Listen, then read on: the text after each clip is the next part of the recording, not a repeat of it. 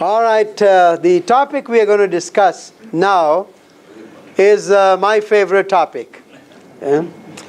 And it is a topic about how to get everything you wanted in life without you sweating it. Yeah? And isn't that nice? How can you get everything you wanted in life? And so I'm going to share with you few of the techniques, few principles that are kind of the basic bottom line principles. And so first I will share with you 4 keys to getting what you want. So these are the things I share with corporations, employees and employers, so that they could really take their company to the next level. Or individuals, that they could take their own family life to the next level, or their personal goals to the next level. And they are very simple principles, but they are worth a lot. Okay? So number 1, you write it down. First I'm going to share with you these ideas, and then we are going to have some role plays. So you'll be able to see some of these things in graphic illustrations. So let's go with the first principle. The first principle in getting anything you want in life is to know what you want. Okay? Write it down. Number 1 principle is to know what you want. And these are universal principles. They can be applied to any aspect of our life. Know what you want. Most people don't have much because they don't ask for much. Most people don't have anything because they don't know what they want. So if you want something, whatever you want in life, the first principle is know what you want. When you were in college, I know you had something on your mind, what you wanted. Right? Some of you? Yeah. When you were at Spicer? Yeah. What did you want most before graduation? Good girlfriend. Good girlfriend. You see? Know what you want. That's what you're wanting. And he's right. You know. And I was very slow learner at Spicer. You know. Most all the good girls were gone by the time I got around. And so I had to dip into high school pool. Okay? I was finishing my college, and my would-be wife, she was finishing her high school. And I said, wow, this is the way to go. So I cast my eyes on her and never let her go. High school boys were not very happy. Yeah? And when I left for the United States, she was still at Spicer. Within 2.5, 3 years, I wrote to her 900 letters. Okay? But she was very slow. She wrote only 600. So first thing is, you must know what you want. What is it that you want? You want a life partner? Then you will receive one. You want to get handsome? You know, like your presenter today? I suppose they're not interested in that. Okay? So, you want to look slim? Then there is a plan for it. You want to look pleasantly plump? There's a plan for it. Okay? You want more money? There's a plan for it. You want your life to be successful? There's a plan for it. Know what you want. You want success in your work? Then there's a plan for it. You want a happy family life? There's a plan for it. You don't want a happy family life? There's a lot of plans for that too. Yeah? People get what they plan for. So, know what you want. That's the first order of business. The number 2 principle is, be willing to give up something to get what you want. Okay? People are willing to, they want something, but they are willing to give up anything for it. You know the old Indian story of a monkey? Yeah? Yes. You heard that? When he wanted to get something out of the clay pot, he puts his hand in there, but then he doesn't want to let it go. So that's how he's caught. You got to give up something to get what you want. People want to lose weight, they'll have to give up few things that they shouldn't be eating. Or they have to get up a little early to do a little exercise. They want to have a happy home, they may have to give up a little bit this excitement about having the last word in every argument. You want to have good friendships, you have to give up something. So number 2, be prepared to give up something to get what you want. There's a simple way to say that is, be prepared to sacrifice. Okay? We all want everything. If wishes were horses, what? What do they say? Beggars would ride. Okay? If wishes were horses, beggars would ride. People have this whole idea, the dreams. But dreams without actions become nightmares. So we have to be willing to give up something to get what you want. Number 3, you must have a GPS for your life. GPS is simply a plan of action. We must have a plan of action. You want to go to Bombay? You got to have a ticket, isn't it? And that ticket will determine if you're going to go to Bombay or New Delhi. So we have to have a plan.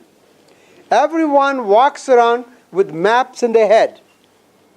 Okay? And we all have maps in our head.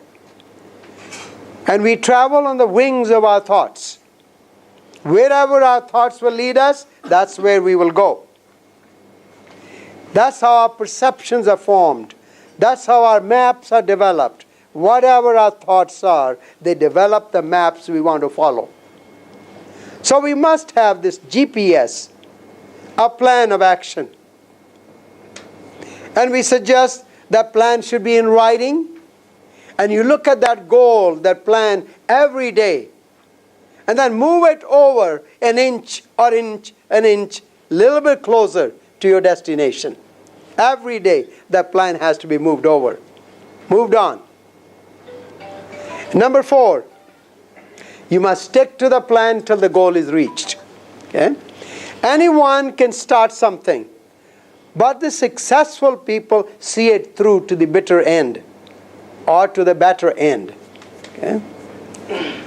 That's the principle number 4. Have a plan, but you must stick to the plan till the goal is reached. When you start a new romance, anybody here who started a new romance?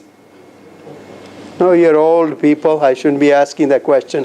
Or this young man here could have started. Are you married? Yes, sir. Yes? How many years ago? 7 years. 7 years. Perfect time. You still remember your romance? Or you don't want to talk about that in front of your father? Anyway. But anyway, when you start a romance, I tell people, if you don't tie the knot at the end, all the romance and dance and everything is wasted energy. Okay? At the end, you must have a conclusion. You got to have this word spoken by the beautiful lady, I do. And if there's no I do at the end, all the song and dance was just wasted energy. Okay? Anybody can start something, but you must finish. Finish the project at the end. This is what schools do for us. They teach us how to start something and end with a successful way. And there are so many people who drop out. In some of our American schools, the dropout rate is as high as 60%. 60% to start high school, they don't finish. And 60% who start PhD program and never write the dissertation. So it's a very heartbreaking thing. People start with this enthusiasm and all kinds of excitement. They just don't go to the finish line. We also have a very beautiful and powerful story about one of the disc jockey. He used to do horse racing by the name of our famous horse racer in America. You remember that? Okay. I'll come to it. It's in my book. He had won nearly 5,000 races.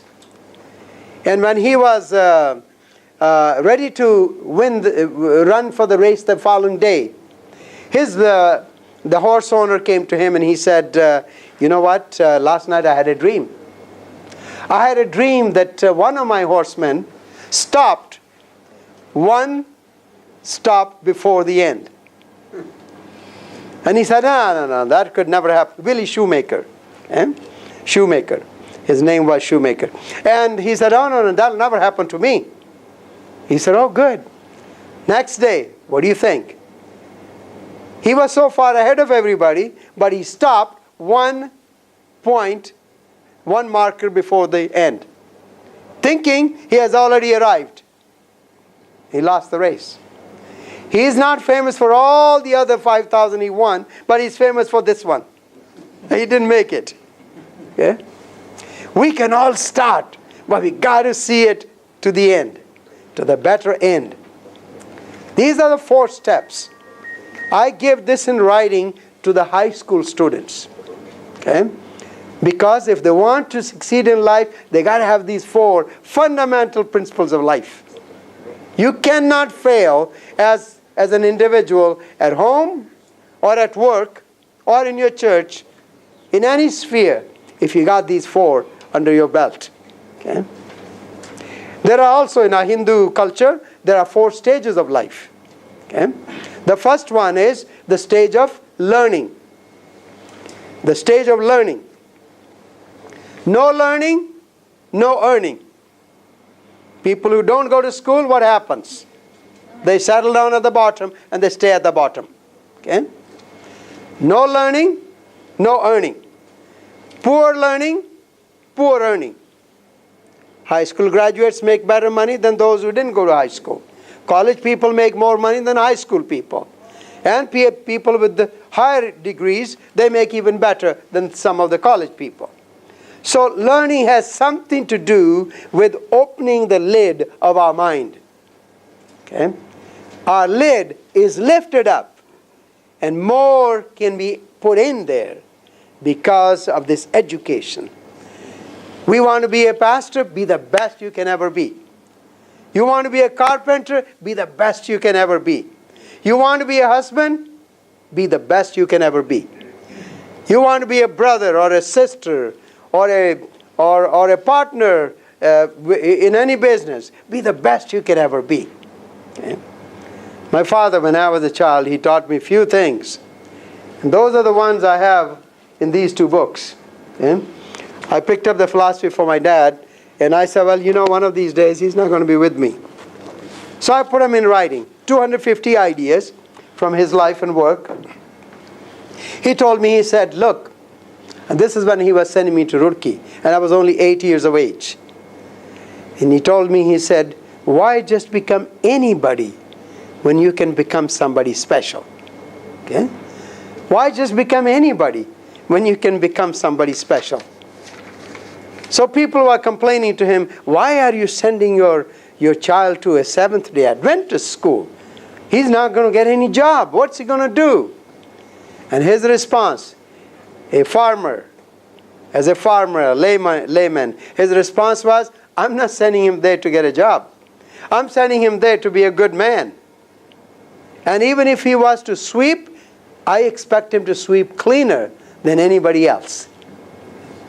And you know, when I go to the public restrooms and I see the counter out there, I make sure that I wipe it and make it so clean before I leave the public restrooms. I don't want anybody to go after me and say, who was this messy person who went before me? Okay? I do that in the airplane. I do it in public hotels. I do anyway. It's just a habit. And I don't even think about it that I'm doing it. I do that at our church. Okay? Why just become anybody when you can become somebody special? Okay? Wouldn't it be nice if our wives would say behind us, oh, I am so glad I married him. Wouldn't that be good? Okay? Oh, he is the wind beneath my wings. Won't that be wonderful? I received a little note from my daughter before I came. She wrote a heart-shaped note for me, and she said, Dad, I'll be missing you, and I'm so glad that you are my dad. I tell you, the plane journey was so short for me because I was thinking about this sentence. I'm so glad you're my dad. Won't that be nice that everybody says, I'm so glad you are my friend. I'm so glad that we are working together. I'm so glad that you are my president. I'm so glad that I work with you and you are my president. These are the things that the little sentence can inculcate in us. Why just become anybody when you can become somebody special? Okay? And God expects us to be the best we can be. Higher than the highest human thoughts can reach are God's ideals for His children. Can you imagine that? Higher than the highest human thought can reach are God's ideals for His children. So we are created to become, in the book of Deuteronomy, it says what? You will be what? The head and not the tail. We weren't meant to be the tail. We were meant to be the head. Why just become anybody when you can become somebody special? Okay? So the first stage of life is what? Learning. Learn everything you can from anybody to improve your own life, your own work, your own relationship, your communication skills. Learn from anybody. Whenever I go, I take notes when people are speaking. And you know why I take notes? After a while, they'll forget what they have said. And if you use one person's idea, that's called plagiarism, isn't it? But if you use many people's ideas, that's called research. Yeah? So I'm a good researcher. I learn from everybody. Everybody is my teacher. From some I learn what not to do. And from some I learn what to do. Yeah? So always use the knowledge that people have and improve yourself. Okay? So second stage is earning. Earning. So good learning, good earning. And when we are talking about earning, we are not talking about earning money only. Okay? Money is the lowest form of earning. There are more important things that we earn in life than money. What are some of those? Can you name some of those? What we earn? Character. What else? Name, fame, credibility, relationships. All of those are the things that add to us and make us wealthy. So we are not just rich. Money makes us rich, but all the other things make us wealthy. Good relationship, good trust from people, earning their trust, earning somebody's respect for you, having the integrity, having people talk behind your back saying, you know what, that person is as good as gold. What he says is what you can depend on. That person is a loyal worker. That person is very kind to everybody. These are the things we learn. The reputation. We earn a reputation. All these things make us wealthy. Not just rich, but wealthy. We build our character and not just earn money. So when we have done well, then we have the third stage that's called contributing to society. So if we have wisdom that we have earned, then we can share wisdom to make other people's life path a little bit better. And if we have earned credibility, we can lend credibility to causes, to people, to problem-solving situations. We can lend credibility. And that's how we contribute. We can pick on causes to improve the life of a village, life of a family, life of a nation.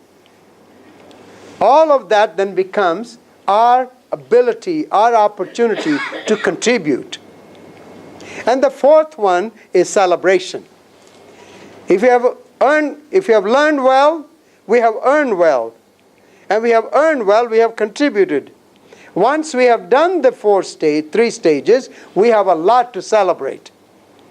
But problem, humanly speaking, the problem is people want to jump right into celebration. Skip the first 3 stages. It's just not the way the script is written of life. The script of life is just not written that way. We cannot cut short the process of life. Okay? We got to go through the process. There are no shortcuts to this. Many people have tried, and it just doesn't work. This is the process which will help us build people. And in leadership role, it is nothing but skills to build people. Okay? If people feel good around you, oh, they are so excited. They will do anything you want them to do. If they like you, they will listen to you. If they listen to you, they will follow you. If they follow you, you can lead them to Jesus. You can lead them anywhere you wish. And that is the real skill of a good leader. Good leader is a people builder. It should never be spoken of a leader that he is uncooperative, hard to get along. He talks behind people's back. None of that should be the case in God's family. Okay? We must build one another. And so, you have any questions? Let's talk about any questions. Then I'm going to demonstrate to you several leadership styles, relationship styles that people use, which really create problems for them. Or there is an ideal style also I will share with you. Any questions thus far? Any comments? Yes?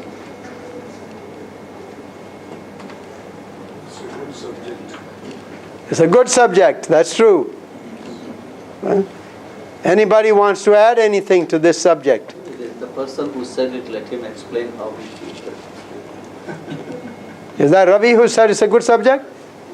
Oh, okay, brother. Why do you think it's a good subject? It's needed in our profession, engineering, to deal with people and also members, pastors, and others.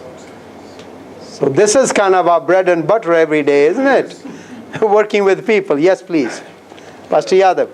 When you mentioned out all the points and the explanation what is son, actually this should really dominate the life, and that's the success. The success story is written in a very short speech what you have said. That it's not a one-time doing, but it's a process, lifetime process. It is a process. It's a process. Thank you. Yes. It's a process. It's not a occasionally be nice, occasionally do this. It is a process. Everything. It's a process. Good. Good point. Anybody else want to say anything, any comments? We are doing, Yes, please. we are doing mind work, not manual work. That's right. You're doing mind work. Yes. These things that you explained looks very common to every man, but when we adopt these things, I think these things will lead us to a greater success. It is a matter of common sense, but that sense isn't that common. And that's where the problem is. You know, everything we have said, written or read, it has already been said, written and read. So what is so different? What's the difference? You know, we got to apply to this. You know, my father used to say, better to have one idea put in practice than 1,000 good ones locked up in your box. Okay? So we need to apply the good ideas and make a difference. Okay? Wisdom. I was traveling from I think England to New York one time, and next to me sat this lady from Denmark. And I was reading the drafts of my book. And the first title I had for this was Naked Secrets for Building a Better You. Okay? And then later on, I put the main title, Mind Realignment for Excellence. That is changing your maps in your mind. Changing maps in your head, you know, so that you could really go to your road to excellence. So I was reading, and there are a lot of stories and hilarious things here, funny things. And so I was laughing every now and then. She says, you must be reading something very juicy. I said, yes, I am. And she said, what is it? What's the title of it? I said, Naked Secrets for Building a Better You. She said, naked? If it's naked, how could it be a secret? I said, that's really a good point. The wisdom is so open, naked. It's just staring at you and you don't see it. It's a matter of common sense, isn't it? If I talk behind this young man here, Pastor Wilbur, he is a good man. He may not do this. But if I talk behind his back, he'll write a book about me behind my back. So this is the way the world is. And I punch somebody in the nose, what do you think they're going to do? They're going to buy an AK-47 to get even with me. This is the way the world is written. This is the way the world deals. And yet, we think we can punch somebody in the nose and they're going to bring flowers to give it to us. We expect the results opposite to our deeds. How can that be? It just doesn't pan out. It just doesn't happen that way. It's going to cost you to look at it. 1,000. 1,000 rupees. So for the next few minutes, we're going to do some demonstration here, some role plays. And I need some volunteers. So please come right up when I request for 2 volunteers, 2 at a time. And if you don't come, I have a genius way to pick my own people. So let's have 2 people come up right here. Brother Ravi, you're on your feet, coming over. And let's bring this brother here. Brother Matthew, come on over. Why don't you take your jacket off? Yeah. We got to get to work here. Okay, my brothers, stand right here in the middle. Come on. Okay, back to back, like this. And put your arms around each other, like this. Wow. Okay, Brother Ravi, your job is to bring Pastor Matthew over there. Pastor Matthew, let's see, your job is to bring him over here.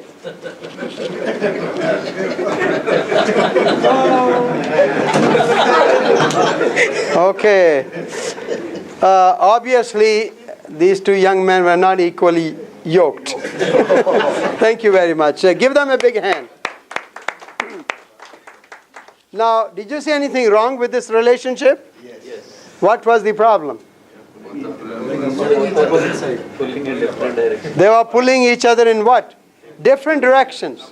Huh? Opposite directions. Have you seen that happening in your leadership? Yes. You are all leaders. You have anybody who doesn't like you? If you're very lucky, you should have at least 10% of the people who don't like you. Okay? 10% of the people think you're hot, and 10% of the people think you're not. And the rest of the people think they're better than you are. Okay? So this is the way the leaders have a problem out there. Okay? People pulling apart, not going in the same direction. And when we have goals that are not compatible, both parties lose. It's not the one person. Both parties lose in this respect. It can be this is applicable to family life, to church life, to your work situation, where people are pulling one another apart. Okay? You want to be a leader, you got to be a good follower. You want to be a leader, you got to support the leaders who are in power right now. So this is the system. Many people have this relationship, pulling the things apart. What do you think they could have done? How do you think they could have managed the goal I set for them this way and that way? How could they have done it? They could have done, you play that and I'll take you there, and I'll play that and you take me there. They could have, both the goals could have been met. Okay? Agree to this. Okay? I'll take you first and then you. And I thought for a minute that that's what he was going to do. But they decided, no, who wants to do that? I want to get there first. So they fooled themselves. They just didn't do this. Okay? But I was very sure, that's where they are going. That they're going to just coordinate their effort and go, one at a time. So my brothers and my sisters here, let us learn to have compatibility with the people we work. Okay? And if you find somebody who is not on the same page, invite him or her to lunch, and you pay for it. And you tell them, look, we seem to be on two different pages, but this is God's work. We could do much better if we are together. So tell me, what do I need to do to remove whatever is dividing us? And let's figure it out so we could both be winners. There is nothing that called I win and you lose. Would you like people to lose? Who would like to wear a t-shirt, I am a loser, and walk around? Would anybody? People don't want to be losers. How can we help them experience success? That they are not losers, they are winners. People are actually winners when they resolve a conflict. So find people who don't like you. And I know you are leaders, there are people who don't like you. There are lots of people who don't like me, and I'm very happy because they're like my mirror. And I look at myself through their binoculars, and all of a sudden I see things that I should straighten out. Okay? That's good. Take heart. Don't get discouraged. But try to get them on the same page with you by asking them, what can I do to remove things that would put us on the same page? Very important. You cannot allow this to continue because your days will be few and you will have gray hair and droopy eyes very soon. You will get old. We don't want to work harder, we want to work smarter. And smartest way is find the people who don't like you. Take them out to lunch. I have had many lunches with people who disagree. One person, I think my friend Kay would remember, I was trying to introduce employee wellness program to my government. And every year I will do this. This personnel director, the director of human resources, he'll veto it. He said, no, we'll have a risk here, we'll have a risk here. People could die, people could have accident. Finally, I went to him. I said, look, his name was Mike. I said, Mike, you are about to retire. You may have 1 or 2 years left. I'm a young man. I can wait till you retire and then introduce it.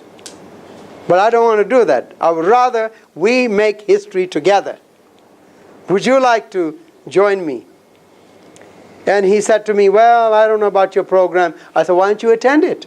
Attend the program. If you like it, we propose it together. If we don't like it, I'll can it. I would never talk about it again. He brought his entire team to go through my program. And when we were in the middle of it, and he said, bring your memo. We're going to sign it together. We will make it a program for the government. We put through 9,000 people throughout our many years of program. And Kay was in charge of that program with me for several years. Okay? So bringing people on the same page is very important. And sit down with them. Be humble.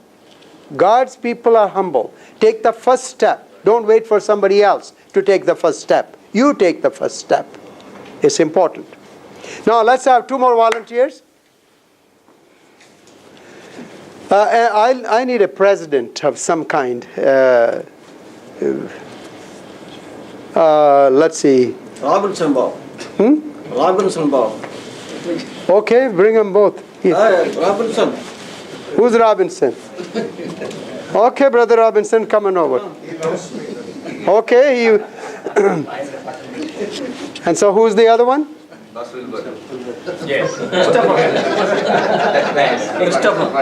Pastor Wilbert, they are by popular demand. Should we have Pastor Wilbert? Yes. Okay, thank you. Huh? I'm old man. He's not older than me. Christopher.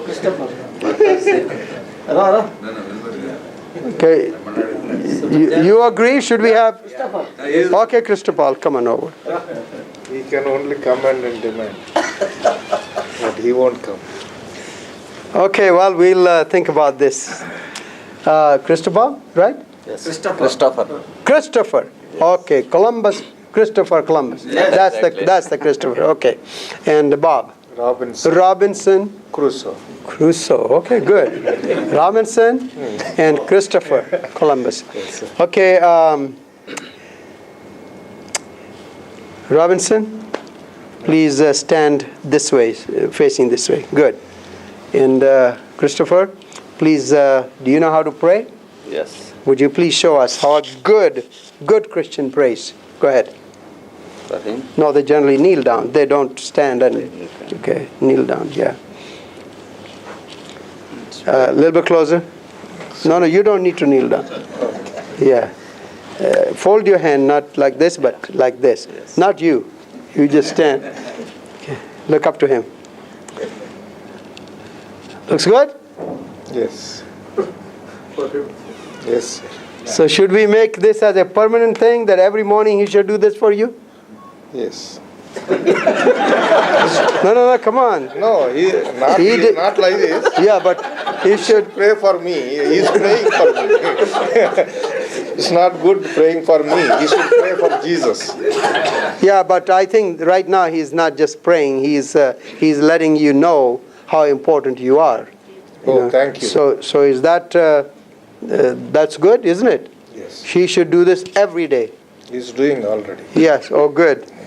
And you like this? Yes. Okay. Remember his words. He likes it. Yes. Okay, brother, please stand up. Okay. Do you know? Just stand right here. Do you know how? Have you seen cows? Yes. How do they walk?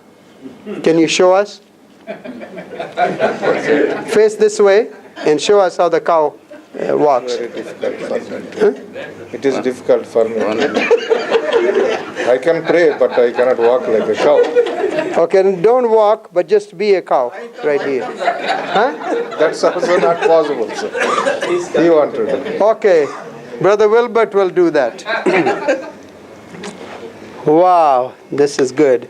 And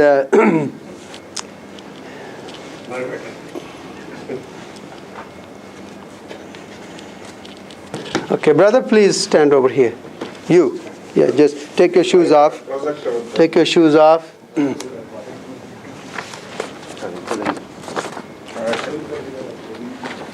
Put one foot over here. Can I put? Yeah, this foot. All right. Now, I actually wanted Robinson because he said he likes the other one. So I wanted to ask him how does he like this one. Yeah? And we should make this permanent pose, don't you think? No, sir. No, he wouldn't like this one to be the permanent one. We actually needed him to be here. Okay? Brother, well, Pastor Wilbert, no, stay right there. Yeah, stay. Pastor Wilbert, Yes, sir. how does it feel? Good? It's not good. Should this be a permanent arrangement? No. All right, thank you very much. Sorry. Okay, give these gentlemen a real big applause. And Brother Robinson, he bailed you out. Okay? And next time it may not be that easy. Now, do you see any problem with this kind of a relationship? Yes. Tell me what kind of problems do you see in this relationship? Where one is always has to worship the leader in order to get anything done. Always humiliate yourself and always trying to beg and that's the way you want anything done, you got to beg the leader. Okay? Any other observation? What else do you see wrong with this type of relationship? Arrogancy of the leader. Arrogancy of the leader. The leader is arrogant, always wanting his foot on the other person. That is a problem, isn't it? Now, he had his foot on him, sooner or later, Wilbert would have caved out. He would have said, no, I can't stand this. I'm going to move out. Then what happens to the person who has his foot on the other? They fall on the ground. This is the way the reality hits them then. And they are no longer able to manage. This is not a good relationship. But unfortunately, this relationship also is very common in businesses. Okay, in families, in businesses, in church settings, wherever you are working with people, this relationship exists in many cases. Very dangerous relationship. Because the one person is always trying to put their foot on the other people, demanding rather than earning the respect. Okay? Forcing. Force is not the way of God. God works on the principle love, service, and freedom. But the other fellow works on the power of force. Might is right. But it's not by might, not by power. Says who? The Lord. It is by what? The Spirit of God. What is the Spirit of God? The Spirit that has Galatians chapter 5 written out. The fruit of the Spirit is love, patience, kindness, meekness, humility. All of those virtues are written as fruit of the Spirit. It's not fruits. If it's fruits, we'll have one and not the other. It is one because it's talking about the character of an individual. It's talking about the skill of an individual as in totality.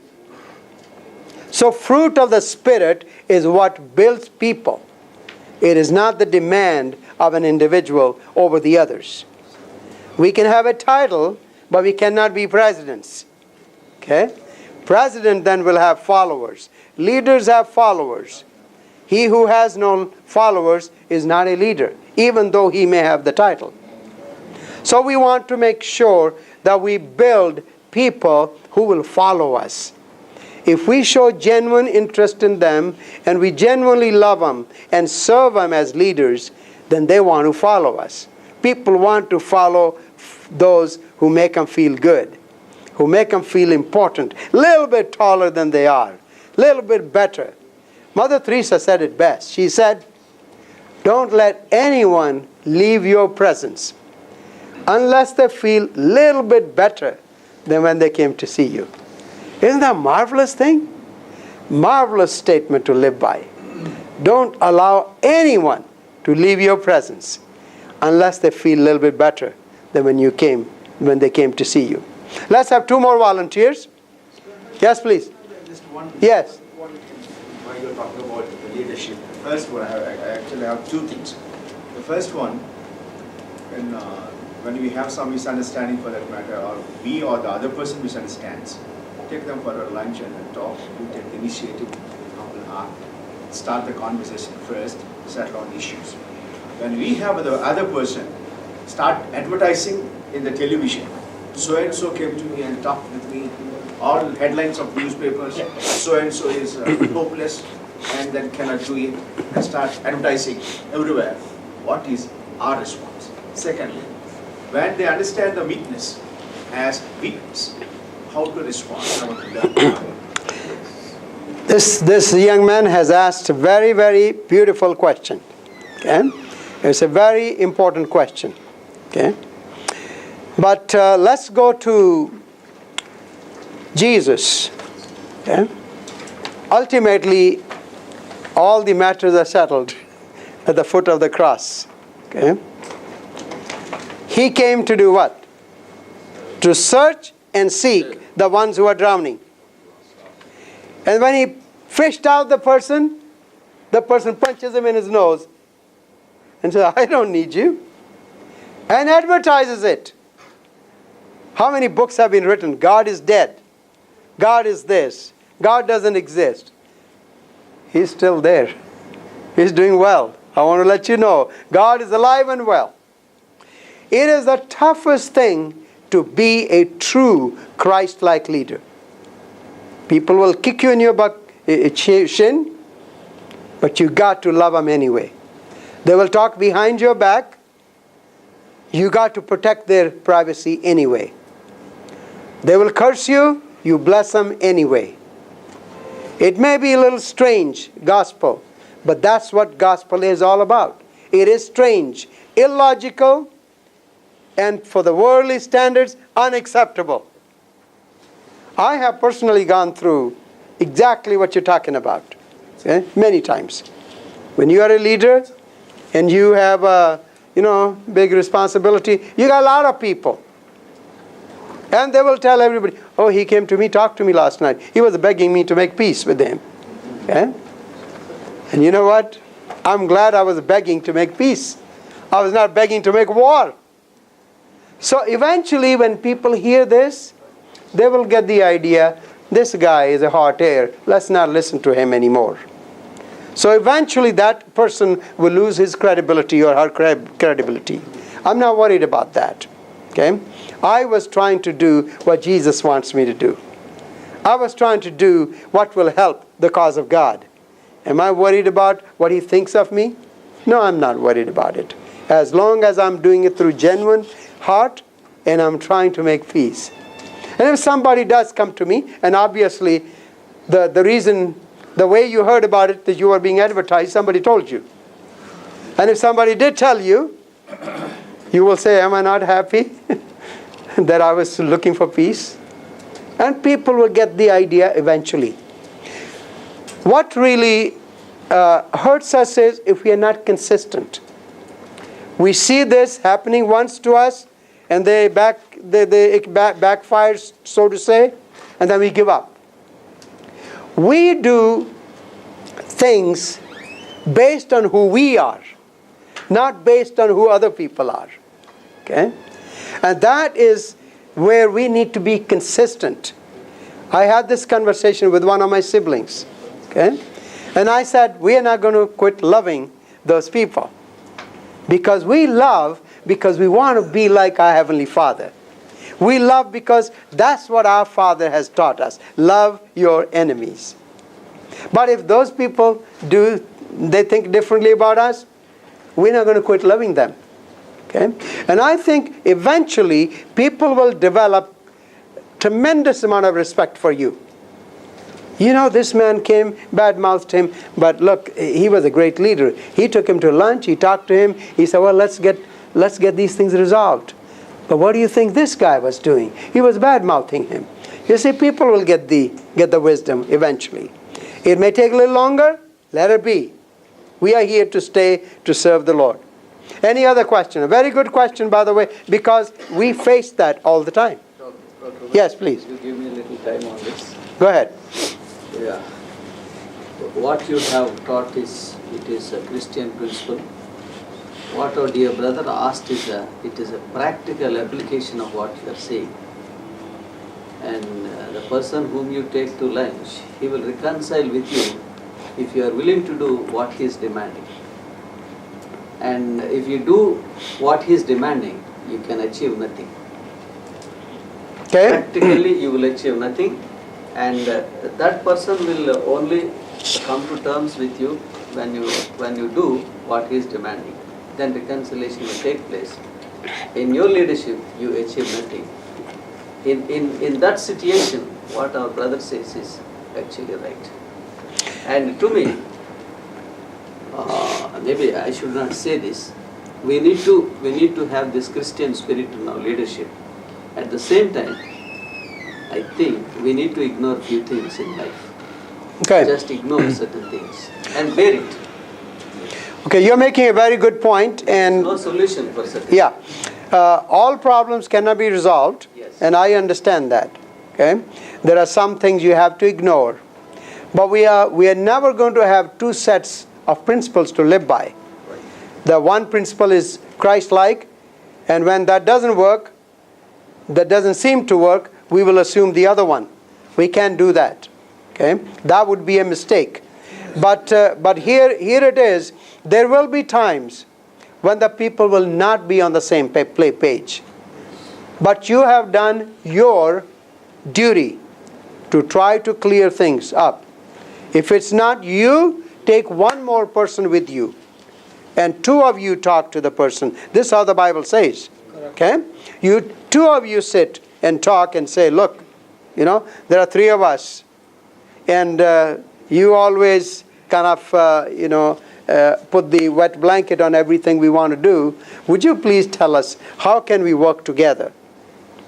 And two of you counsel together with him or her. And if he doesn't want to do it, you have done your part. And then you ignore things. Here are some of the things that I would suggest on the ignoring part. Everything does not need your response. Okay? Everything does not need your response. And everything does not need a response. Okay? Everything does not need a response. And everything does not need your response. And everything does not need a response right now. Okay? That's the third point. Everything does not need a response right now. Time will solve them. Time will solve some problems. And sometimes let somebody else take care of the problem. And I've had that happen many times in my life. One time I was teaching a heart disease prevention class. And there was one lady in a wheelchair, and everything I was saying, she would stop me from proceeding. I would say, well, if we eat butter, too much butter, that would affect our condition of our arteries. And it's too much fat. And she'd say, oh, that's hogwash. I don't believe this. I grew up at a farm. We always had butter. And we ate fresh butter, all we wanted to. I said, well, there are exceptions.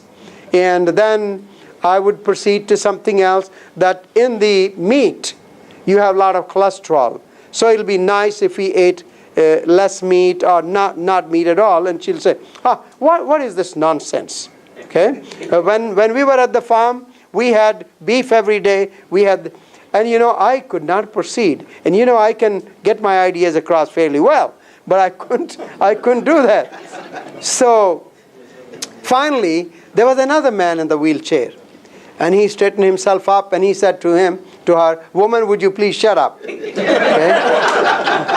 This man is trying to teach us something, and I'm a doctor, and I agree with everything he's saying, and you are saying all these exceptions. That's why you are in the wheelchair. Okay? Well, did I need to say anything to her after that? Sometimes somebody else will solve your problem. Okay?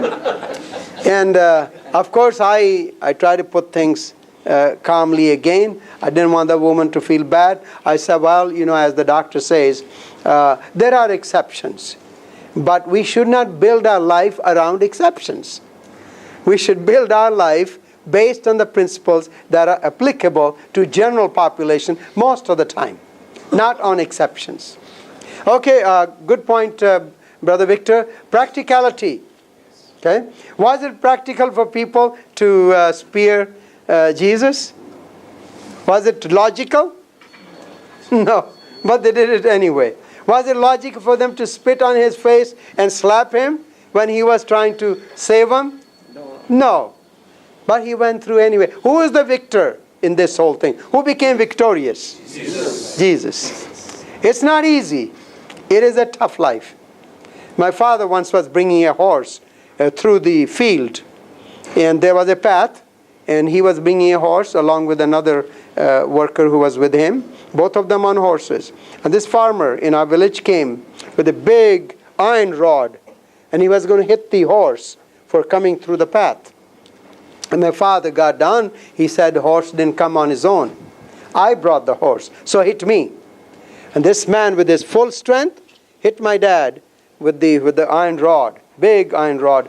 And my dad held it like this, and his hand here was slit. And then he took it and he threw it back to him, and he said, hit one more time. And the man took up for his life. And the other worker of my dad said, just give me the word. I will kill him, bury him here in the sand, nobody will ever know. My dad said, that's not the way we do business. That night, the entire village got together. They got the word that this man had hit St. Massey. So they had the police there and all that, and they were ready to clobber the fellow and take him to jail. My father said, please let me talk to this man. He talked to him and he said, what you did, was it right? And the man said, no. Would you do it again? And he said, no. He said, then I forgive you. Go, don't do it again. Well, that man became my dad's best friend. Anytime he was planting a field, he wanted my dad to come and pray over the field. If his children were getting engaged, he wanted my dad to pray for the couple. They were getting married, he wanted him to come and pray for the couple again. If any birth in his home, it was my dad who went there to pray for this family. So, the results are in the hand of God. We don't control the outcome and the results of every action. But we must do what God has called us to do. That is our strength. Any other question? Okay, we will cover one more aspect.